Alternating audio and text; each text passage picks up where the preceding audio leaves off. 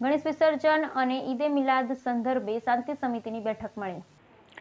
ભારતની વિવિધતામાં એકતા અને સાંસ્કૃતિક ધરોહરનું જ એનું હૃદય છે, ત્યારે આગામી તારીખ 16 અને 17ના દિવસે ઈદે મિલાદ જુલુસ અને ગણેશ વિસર્જન બંને ધાર્મિક તહેવારોનું સમન્વય થવાનું છે। ધાંગ્રધા ડીવાયએસપી જે.ડી. પુરોહિતની ખાસ અધ્યક્ષતામાં આગામી તહેવારોને ધ્યાને લઈ બંને પક્ષના આગેવાનોની ઉપસ્થિતિમાં એક શાંતિ સમિતિની બેઠકનું આયોજન કરવામાં આવ્યું હતું। ઉલ્લેખનીય છે કે અન્ય રાજ્ય અને ગુજરાતમાં પણ અણસમજુ અને વિકૃત માનસિકતાવાળા યુવાનોની ભૂલના પગલે કોમી ભાઈચારો બગડે તેવું વાતાવરણ ઊભું થયું હતું।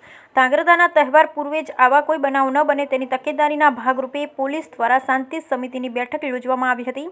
ધાંગ્રધા ડીવાયએસપી જે.ડી. પુરોહિત અને પીઆઈ.એમ.યુ. મસીએ યુવાનોને સોશિયલ મીડિયામાં કોઈપણ જાતની ગેરસમજ ઊભી ન થાય તેનું ખાસ ધ્યાન રાખી જુલુસ અને વિસર્જનના રૂટનું કાગળ પર અવલોકન કરી આગેવાનોને સૂચનો કર્યા હતા, તેમજ તેમને સખત અમલની સૂચના આપવામાં આવી। જોકે બંને પક્ષે હાજર રહેલ આગેવાનોએ પણ પોલીસને અનુશાસનના સંપૂર્ણ પાલન સાથે બંને તહેવારો ભાઈચારાથી શાંતિપૂર્વક રીતે પતશે તેની ખાતરી આપી। Bureau report Hitesh Rajpara, Dhrangadhra. રોજ મુસ્લિમ સમાજનો ઈદે મિલાદનો તહેવાર આવી રહેલ છે અને તારીખ 17/9/2024ના રોજ હિન્દુ સમાજનો ગણેશ વિસર્જનનો તહેવાર આવી રહેલ છે।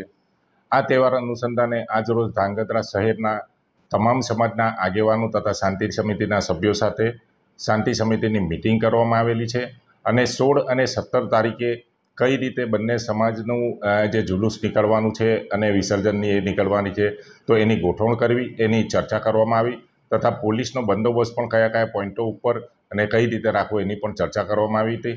અને મુસ્લિમ સમાજ અને હિન્દુ સમાજ તથા અન્ય આગેવાનો દ્વારા પોલીસને ખાતરી આપવામાં આવેલી છે કે અમે અમારા બંને જે ધાર્મિક તહેવારો છે એ અમે ચોક્કસ શાંતિપૂર્ણ રીતે કરીશું અને કોઈ પણ અનિચ્છનીય બનાવ નહીં બનવા દે એવી આગેવાનોએ ખાતરી આપેલી છે, જેનાથી મને પણ આગેવાનો ઉપર ખૂબ જ વિશ્વાસ છે અને હું એ લોકોનો પણ ખૂબ ખૂબ આભાર માનું છું। અને મારી એક ધાંગધ્રા શહેરની જનતાને વિનંતી પણ છે કે આ જે તહેવારો આવે છે આ દરમિયાન કોઈ પણ સોશિયલ મીડિયા ઉપર કોઈ પણ વસ્તુ સ્પ્રેડ થાય તો વેરીફાઈ કરી અને જો વેરીફાઈ ના થાય તો પોલીસને તાત્કાલિક જાણ કરવી અને આપણે એને કોઈ પણ રિએક્શન નહીં આપવા, આ માટે હું વિનંતી પણ કરું છું।